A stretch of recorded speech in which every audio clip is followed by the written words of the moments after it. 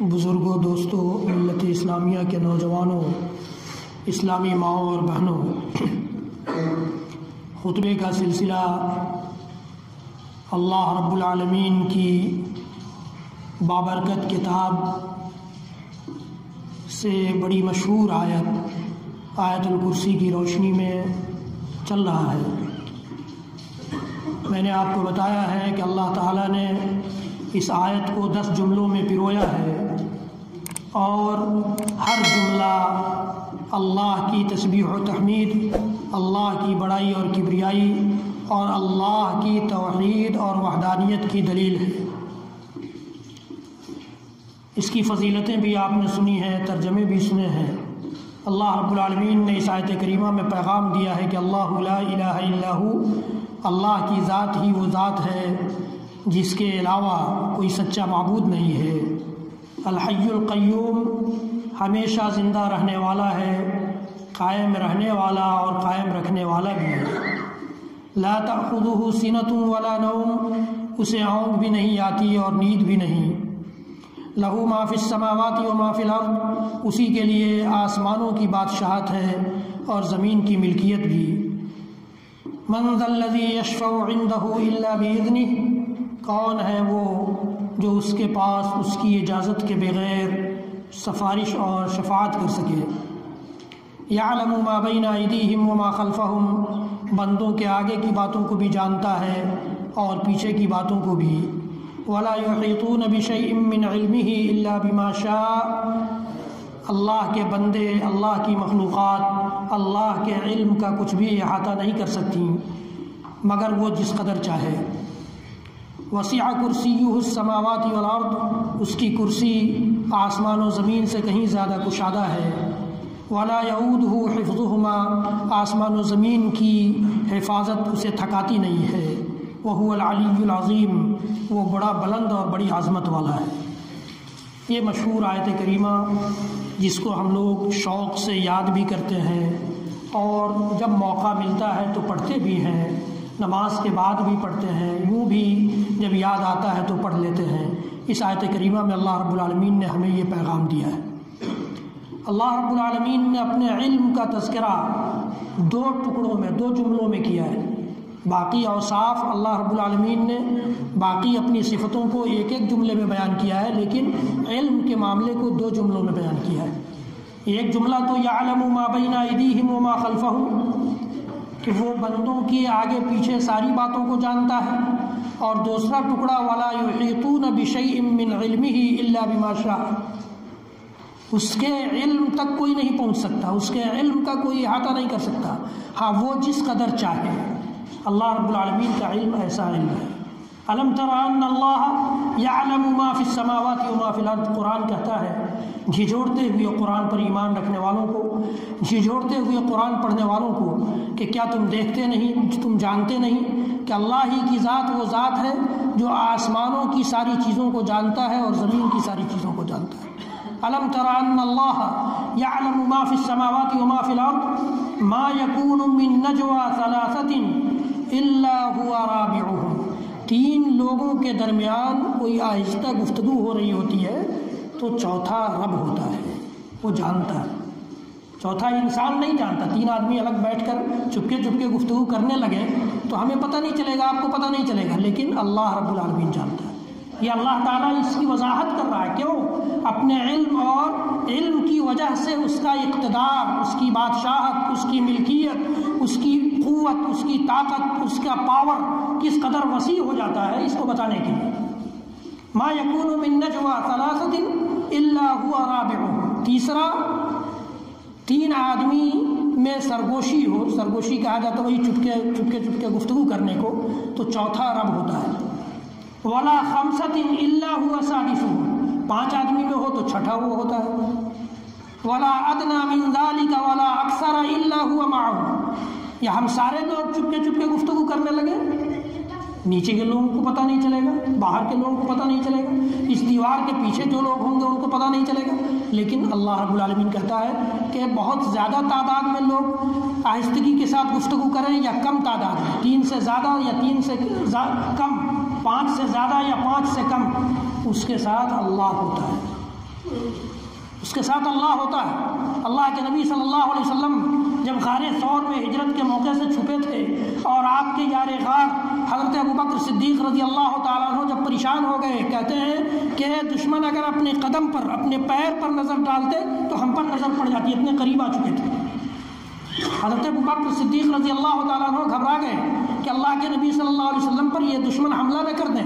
اپنے بارے میں انہیں ڈر نہیں تھا، لیکن محبوب کبریا احمد مصطفیٰ محمد رسول اللہ صلی اللہ علیہ وسلم کے بارے میں ڈر تھا۔ کہا کہ اللہ کے رسول یہ اتنا قریب آ گئے۔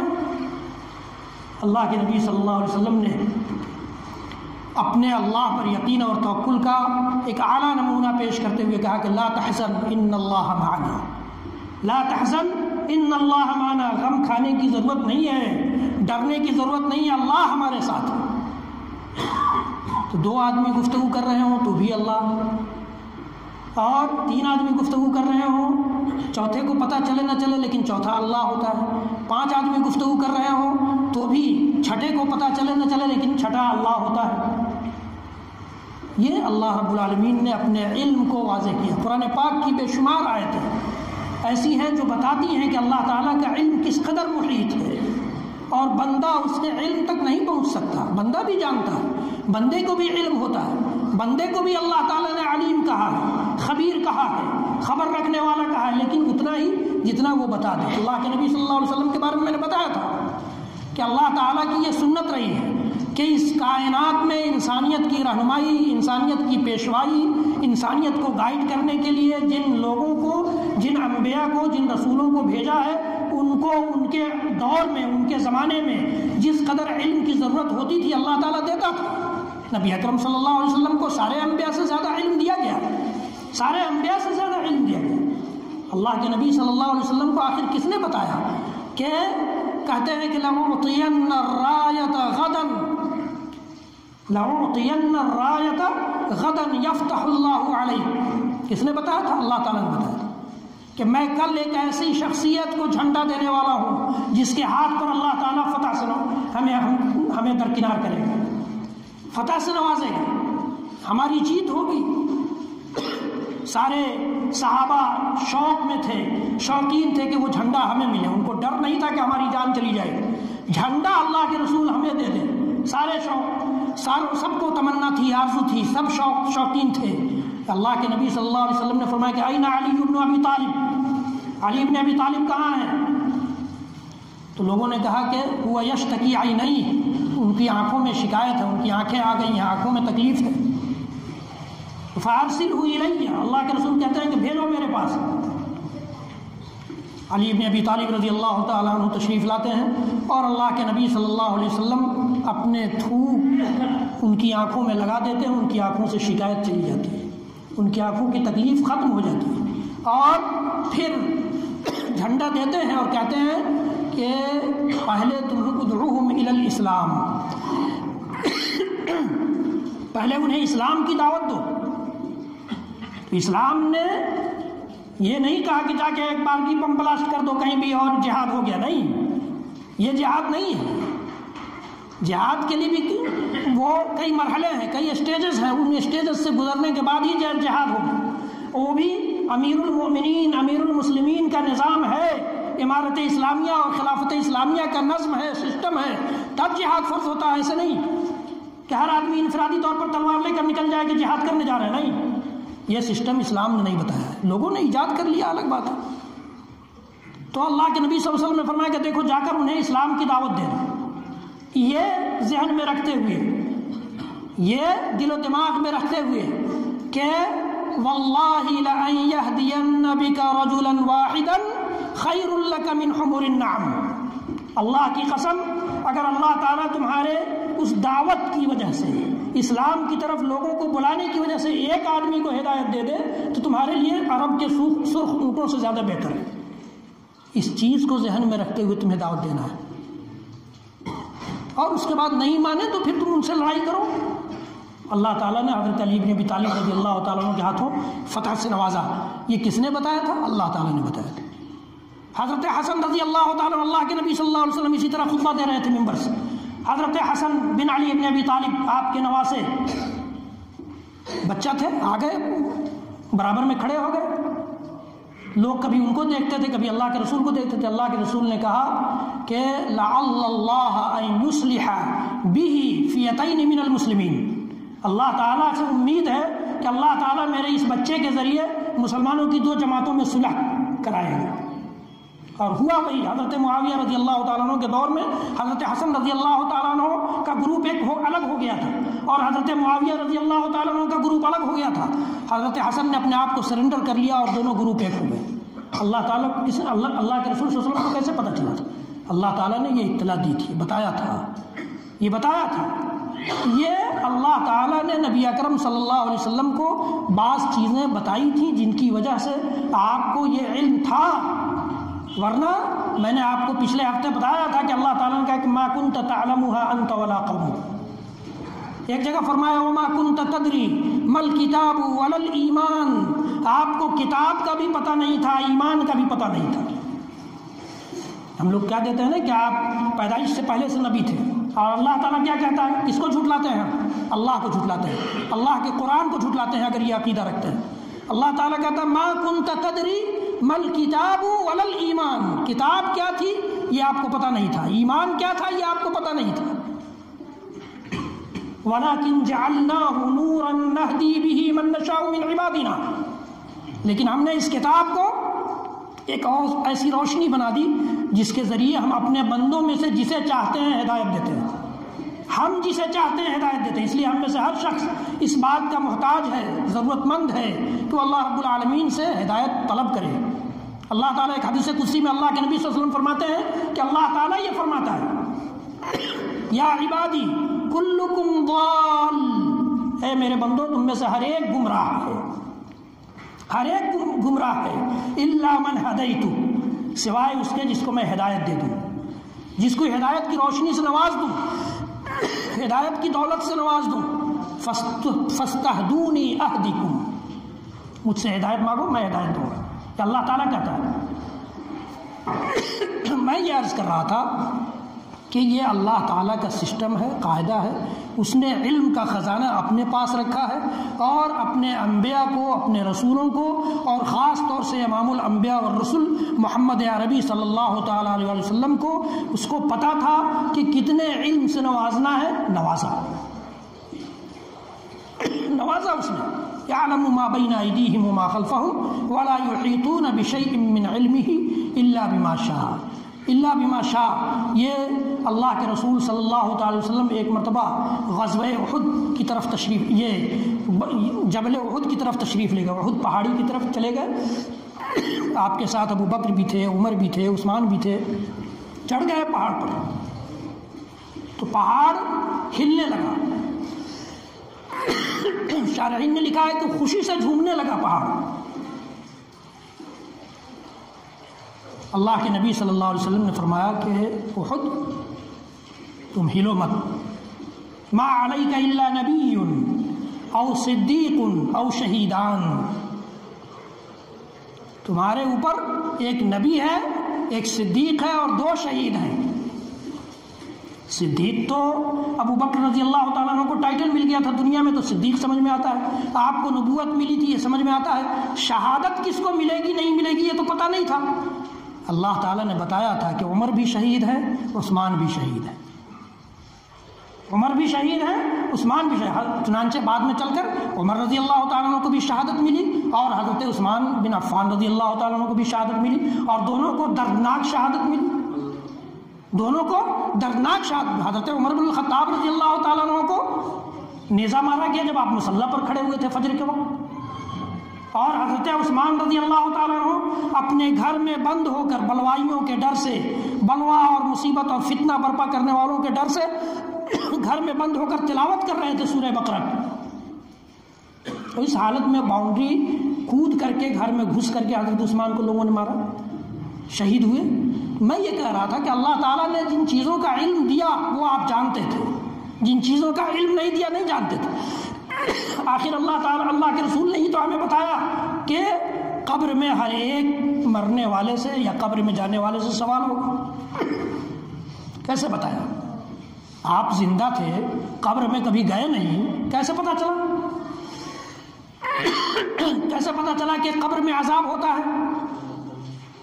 اللہ تعالیٰ نے بتایا، سکھایا کہ اللہم انی اعوذ بک من عذاب القبر کی دعا کیجیے، اور بتایا کہ قبر میں جب آپ جائیں گے تو آپ سے فرشتہ پوچھے گا من ربک ما دینک، اور ما الذی تقول فی ھذا الرجل الذی بعث فیکم، تمہارے درمیان جو شخص بھیجا گیا تھا، جو ہستی بھیجی گئی تھی، اس کے بارے میں تمہارا کیا عقیدہ ہے؟ یہ 3 سوالات کس نے بتایا؟ اللہ کے نبی صلی اللہ علیہ وسلم کو اللہ تعالیٰ نے بتایا۔ یہ کس نے بتایا؟ کہ فرشتوں نے آدم علیہ السلام کے پیدائش پر آبجیکشن کیا اور اللہ تعالیٰ نے منع کر دیا کہ نہیں، تمہیں آبجیکشن کا کوئی حق نہیں ہے، اعتراض کا حق نہیں ہے۔ کس نے بتایا تھا؟ اللہ تعالیٰ نے قرآن پاک میں بتایا۔ یہ کس نے بتایا کہ آدم علیہ السلام نے دعا کی تھی کہ ربنا ظلمنا انفسنا وان لم تغفر لنا وترحمنا لنکونن من الخاسرین؟ اللہ تعالیٰ نے بتایا۔ نوح علیہ السلام نے دعا کی اپنی قوم کے لیے ہلاکت کی، کس نے بتایا؟ اللہ تعالیٰ نے بتایا۔ ابراہیم علیہ السلام نے دعا کی، کس نے بتایا؟ اللہ تعالیٰ نے بتایا۔ تو یہ ساری باتیں بھائی ادھر سے آنا منع کر دیا گیا، پھر بھی آپ لوگوں کو سمجھ میں نہیں آتا۔ یہ تیسرا جمعہ ہے، میں دیکھ رہا ہوں کہ ادھر سے لوگ آ رہے ہیں۔ یہ شکایت بھی آئی نیچے سے کہ خواتین سے کہ بھائی ادھر سے لوگ گھس جاتے ہیں، جب وہاں بورڈ لگا ہے گیٹ پر، پھر بھی آپ لوگوں کو سمجھ میں نہیں آتا ہے۔ وہ اسلام کے رشتے سے ہماری مائیں اور بہنیں، ہم ان کی عزت احترام نہیں کریں گے تو کون کرے گا؟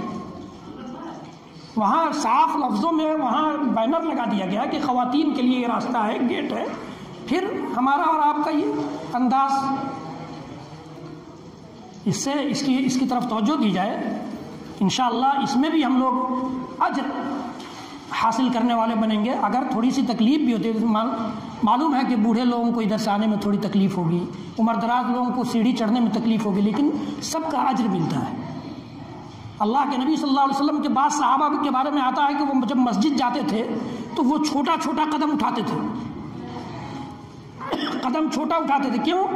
کہ ہر قدم پر اللہ تعالیٰ نیکی لکھتا ہے، ہر قدم پر نیکی لکھتا ہے۔ اللہ کے نبی صلی اللہ علیہ وسلم نے فرمایا کہ مومن کا معاملہ یہ ہے کہ اسے کوئی تکلیف پہنچتی ہے تو اس کا بھی اس کو اجر ملتا ہے، یہاں تک کہ کانٹا بھی چبھتا ہے تو اس کا اجر ملتا ہے اسے۔ تو اگر ہمیں ٹھیس لگ جائے تو اس کا بھی اجر ملے گا، سانس پھول جائے سیڑھی چڑھنے میں، اس کا بھی اجر ملے گا۔ تو ان چیزوں کا ہم اور آپ احترام نہیں کریں گے، ہم اور آپ دھیان نہیں رکھیں گے، پھر دوسروں کو تو اس پر ہنسنے کا موقع ملے گا۔ میں یہ عرض کر رہا تھا کہ اللہ تعالیٰ نے اپنے علم کے بارے میں قرآن پاک میں، نبی اکرم صلی اللہ تعالیٰ علیہ وآلہ وسلم کی صحیح احادیث میں یہ بتا دیا ہے کہ اس کا علم کس قدر محیط ہے، اور اس کے علم کو کوئی بندہ نہیں پہنچ سکتا ہے، اس کے علم کی حد کو کوئی نہیں جان سکتا ہے۔ اس کے بعد اللہ رب العالمین نے 7ویں ٹکڑے میں فرمایا ہے، 8ویں ٹکڑے میں کہ وسیع کرسیہ السماوات والارض، اس کی کرسی آسمانوں سے بھی زیادہ کشادہ ہے اور زمین سے بھی زیادہ کشادہ ہے۔ کرسی کے بارے میں مفسرین نے اختلاف کیا، کسی نے کہا کہ وہ اللہ تعالیٰ کی قدرت اس کا معنی ہے، کسی نے کہا کہ اللہ تعالیٰ کا علم اس کا مطلب ہے، کسی نے کہا کہ نہیں، یہ اللہ تعالیٰ کے قدم رکھنے کی جگہ ہے، کرسی جو ہے اللہ تعالیٰ کے قدم رکھنے کی جگہ ہے۔ چنانچہ محققین نے تحقیق کرنے کے بعد یہ لکھا کہ یہ اللہ کے نبی صلی اللہ علیہ وسلم کی صحیح حدیث کی روشنی میں پتہ چلتا ہے کہ یہ اللہ تعالیٰ کے قدم رکھنے کی ہی جگہ ہے، چونکہ اللہ تعالیٰ کے پاس قدم ہے، اور اس کی وسعت، اس کی چوڑائی لمبائی جو آسمان و زمین سے زیادہ کشادہ کہی گئی ہے۔ یہ صحابی کہتے ہیں کہ اللہ کے رسول صلی اللہ علیہ وسلم سے پوچھا گیا، سئل عن کرسی رب السماوات والارض، کہ آسمان و زمین کے رب کی کرسی کے بارے میں اللہ کے نبی صلی اللہ علیہ وسلم سے پوچھا گیا کہ کرسی کی کیا حقیقت ہے، تو کہا کہ کرسی، یہ کرسی آسمان و زمین کے نزدیک، یا آسمان و زمین کی بڑائی اور وسعت، چوڑائی لمبائی جو تم دیکھ رہے ہو، اس کی حیثیت کرسی کی حیثیت اس کی وسعت اور لمبائی چوڑائی میں وہی ہے جیسے تم صحرا میں خوب لمبا چوڑا میدان ہے جہاں کہیں تک کچھ نظر نہیں آتا، وہاں کوئی انگوٹھی گر جائے، کوئی انگوٹھی گر جائے تو اس کی کیا حیثیت ہے اس بڑے میدان میں؟ کوئی حیثیت نہیں ہے۔ اسی طرح سے اس کائنات کی حیثیت اس انگوٹھی جیسی ہے اللہ کی کرسی کے سامنے۔ اللہ رب العالمین کی کرسی اس قدر بڑی ہے کہ اس پوری کائنات کی حیثیت وہ میدان میں، کھلے میدان میں، چٹیل میدان میں گری ہوئی اس انگوٹھی کے مانند ہے۔ یہ اللہ کے نبی صلی اللہ علیہ وسلم نے فرمایا ہے۔ آپ اس سے اندازہ کیجئے کہ ہمارا رب کتنا بڑا ہے، اس کی بڑائی اور کبریائی کتنی بڑی ہے، اس کا عرش، اور پھر کہتے ہیں کہ عرش اور کرسی کے درمیان بھی یہی مناسبت ہے کہ کرسی کی حیثیت عرش کے مقابلے میں وہی ہے جو اس چٹیل میدان میں گرے ہوئے انگوٹھی کی ہے۔ اللہ اکبر۔ اللہ رب العالمین جس کی ہم اور آپ پرستش کرتے ہیں، جس کی وحدانیت کی توفیق ہمیں اور تو وحدانیت پر ایمان لانے کی توفیق ہمیں اور آپ کو ملی ہے، جس کے تنہا معبود ہونے کا ہم اور آپ اقرار کرتے ہیں، جس کے تنہا معبود ہونے کا ہم اور آپ کلمہ پڑھتے ہیں، وہ رب اتنا بڑا ہے، وہ رب اتنا بڑا ہے۔ لہٰذا کسی کمتری میں دوسروں کے دین کو دیکھ کر، دوسروں کے دھرم اور مذہب کو دیکھ کر ہمیں کمتری کے احساس کرنے کی ضرورت نہیں ہے۔ ہمارا رب بہت بڑا ہے۔ ہم رب کے نزدیک جتنا چھوٹے بن جائیں گے، رب ہمارا اتنا ہی بڑا بن جائے گا، رب اتنا ہی بڑا بن جائے گا۔ وہ تو کہتا ہے کہ کلکم عارٍ الا من کسوتہ، تم میں سے ہر آدمی ننگا ہے۔ کلکم جائع، ہر آدمی بھوکا ہے۔ الا من اطعمتہ، یا جس کو میں کھلا دوں، جس کو میں پہنا دوں۔ لہذا مجھ سے مانگو، میں تمہیں کھلاؤں گا، مجھ سے کپڑا طلب کرو، میں تمہیں کپڑا دوں گا۔ اور اس قدر بڑا ہے وہ کہتا ہے کہ سارے کے سارے انسان و جنات قیامت سے شروع، دنیا کی پیدائش سے لے کر آخرت قیامت کی صبح تک، سارے کے سارے انسان و جنات، لو ان اولکم وآخرکم وانسکم وجنکم، تم میں کا پہلا آدمی آدم سے لے کر آخری آدمی تک سارے انسان و جنات مل کر اس کی بادشاہت کا اقرار کر لیں، اس کی اطاعت و فرمانبرداری کو مان لیں، اس کے سامنے اپنا سر جھکا لیں، اس کو اپنا رب اور اپنا معبود جان لیں۔ اللہ رب العالمین کہتا ہے کہ میری بادشاہت میں ذرہ برابر کا اضافہ نہیں ہوگا، اور پہلے آدم سے لے کر آخری آدمی تک سارے انسان و جنات مل کر اس کی نافرمانی کرنے لگ جائیں، اس کی بادشاہت میں کوئی کمی نہیں آئے گی۔ اور اللہ کے رسول صلی اللہ علیہ وسلم فرماتے ہیں کہ اللہ تعالیٰ نے اور فرمایا، اسی حدیث کا ٹکڑا ہے کہ سارے کے سارے انسان و جنات ایک جگہ جمع ہو جائیں اور اپنی اپنی مرضی کے مطابق جو کچھ مجھ سے مانگنا ہے مانگ لے، جس قدر مانگنا ہے مانگ لے، اور اللہ تعالیٰ کہتا ہے کہ میں سب کو دے دوں، پھر بھی میرے پاس جو ہے اس میں سے اتنا بھی کم نہیں ہوگا جتنا سمندر میں سوئی لگانے سے پانی نکلتا ہے۔ ایسے رب کی ہم اور آپ پرستش کرتے ہیں، ایسے معبود کی توحید کا اقرار کیا ہے ہم نے، ایسے بڑے رب کی پرستش کرتے ہیں ہم، ایسے بڑے رب کے سامنے حاضری دینے کے لیے، سر جھکانے کے لیے اور قیام کرنے کے لیے ہم اور آپ حاضر ہوئے ہیں۔